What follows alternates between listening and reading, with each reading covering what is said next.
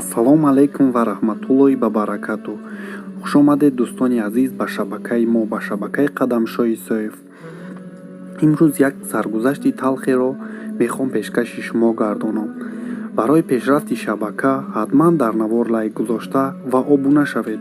дӯстони азиз, агар ба шумо билети арзон дар кор бошад, метавонед дар номрое ки болои экрана мемонам, дар ҳамин номро занг зада харидорӣ намоед, ё ин ки дар адреси мо метро Новокузнецк, улица Балшой Татарский, дом 35 омада харидорӣ кунед.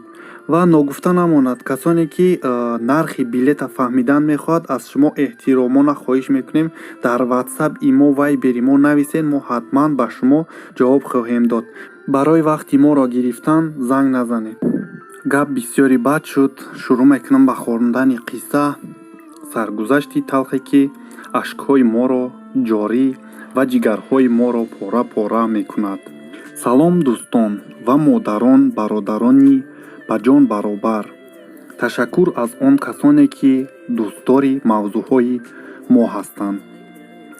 акнун боз як саргузашти ғамангезеро дар ҳаҷми на он қадар дароз баҳратон пешкаш мегардонам. ин ҳодиса ҳақиқат буда, аз ҳаёти як дӯсти худо гирифта шудааст. қаҳрамонҳои ин саргузашт Зайнулло ва Зулфия ном доранд. ҷавоне ки ҳамеша орзуӣ мекард ки тахти хурсандиро бубинад ва дар канори арӯси зебое биистад. ин орзуҳои деринаи Зайнулло буд. баъди адои хизмати ҳарбӣ ба хона баргашт. модари Зайнулло орзу дошт ки писари зебояшро ба ягона духтаре оиладор кунад. баъдан бо амри тақдир як духтареро бо номи Зулфия дар никоҳи Зайнулло дароварданд. Зайнулло бошад бениҳоят ҳамсарашро дӯст медошт. аз сабабе ки Зайнуллоро дар шаҳри Душанбе дар яке аз корхонаҳои давлатӣ кор мекард, ҳамроҳи наварӯсакаш дар деҳа қишлоқ бисёр истода наметавонист ва бо ҳамсараш 2 моҳ зиндагӣ кард ва ба шаҳри Душанбе рафт.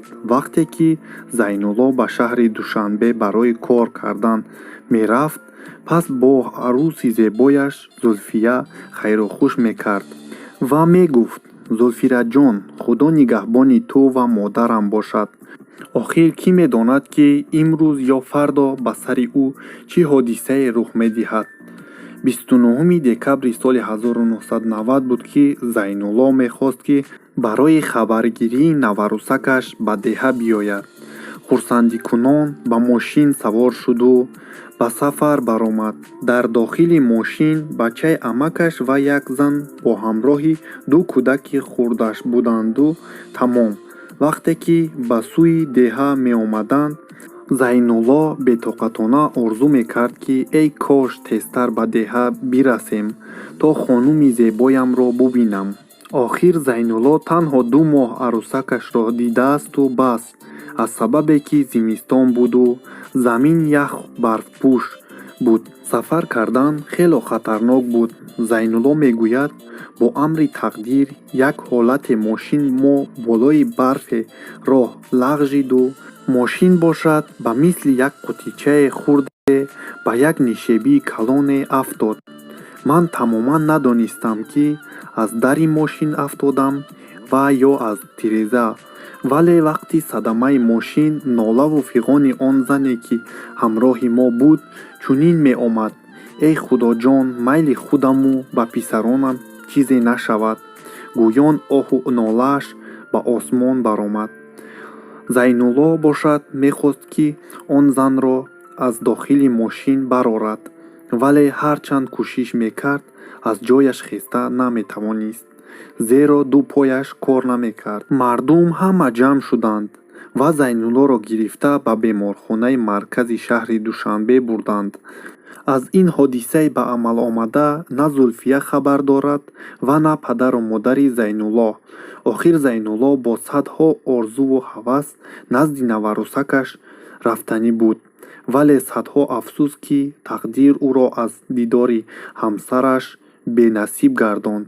писари амакаш ки ҳамроҳашон ба садама дучор шуда буд, вай сиҳату саломат буд. Зайнуллоро ба беморхона бурданд ва худаш бошад дарҳол ба деҳа омада ба падару модари Зайнулло хабар дод. Модари ғамгусораш бошад бо гирьяҳои зиёд: «Оҳ навшаи ман, оҳ бачаи орзудоре ме, бачаҷони болшикастаам» гӯён ба сӯи шаҳри Душанбе рафт. Зульфия низ ҳамроҳашон ба Душанбе рафт. Аз сабабе ки наварӯсак буд, шарм мекард ки гирья кунад, вале дарун дарун месӯхт. Лабро зери дандон карда сабр мекард. Вақте ки ба беморхона расиданд, пас сардухтури беморхона падари Зайнуллоро ба утоқи корияш даъват карда ва гуфт: «Падарҷон, ин ҳама насибу тақдир аст, вале писари шуморо ҷарроҳӣ кардан лозим, зеро миёнаш шикастааст». Падари Зайнулло розӣ шуд ва Зайнуллоро ба утоқи ҷарроҳӣ бурданд. Ҷарроҳӣ карданд. Модари Зайнулло ҳамроҳи Зульфия ва хешу таборони онҳо дар пушти ҳуҷраи ҷарроҳӣ мунтазир буданд, ки ҳоли Зайнулло чӣ мешуда бошад. Ҳамшираи Шавқат бошад, зани Зайнуллоро, яъне Зульфираро ба наздаш даъват кард ва гуфт: «Зульфираҷон, биё ба ман кӯмак кун, то дар дигар утоқ барои шавҳарат ҷойи хоб тайёр кунем». Зульфира бошад ба ҳамшира кӯмак кард ва бо обҳои чашм ва бо қалби хуншораш болишти сафедеро дар ҷойи хоби шавҳараш мегузошт. Ҳамшира бошад Зульфираро дар оғӯш гирифта гирьякунон мегуфт: «Хоҳарҷон, гирья накун, охир тақдир ҳамин будааст. Иншоаллоҳ шавҳари ту сиҳат мешавад». Зульфира ки медонист миёни шавҳараш шикаста аст, ҳеҷ гоҳ худро дошта наметавонист. Вақте ки ҷарроҳӣ ба охир расид, пас сардухтур ба берун баромад ва нигаҳ кард, ки дар пушти дари ҳуҷраи ҷарроҳӣ модари Зайнулло ва падари ӯ мунтазири натиҷаи ҷарроҳӣ ҳастанд. Пас сардухтур падари Зайнуллоро ба наздаш даъват кард ва як пораи устухони дар коғаз печидаро дар дасташ дод ва гуфт: «Падарҷон, писари шумо миёнаш шикаста аст. Шояд дар ҳаёт ҳамеша болои бистар хоб бимонад, зеро аз миён поёнаш кор намекунад». Вақте ки модари Зайнулло ин суханро шунид, пас «Оҳ, Зайнуллоҷонам! Оҳ, шаҳбачаи сиёҳбахтам!» гӯён нолаву фиғон мекард. Дӯстони азиз, мунтазир бошед, зеро ин саргузашт давом дорад. Давомашро метавонед аз ин шабака рӯзҳои наздик дастрас намоед. Раҳмат барои наворро то охираш гӯш кардан. Агар ба шумо чунин навор писанд бошад, ҳатман дар зери навор нависед. Мо барои шумо чунин саргузаштро пешкаш менамоем. боқӣ худованд нигаҳбони шумо бошад. қисми дуюмашро интизор бошед.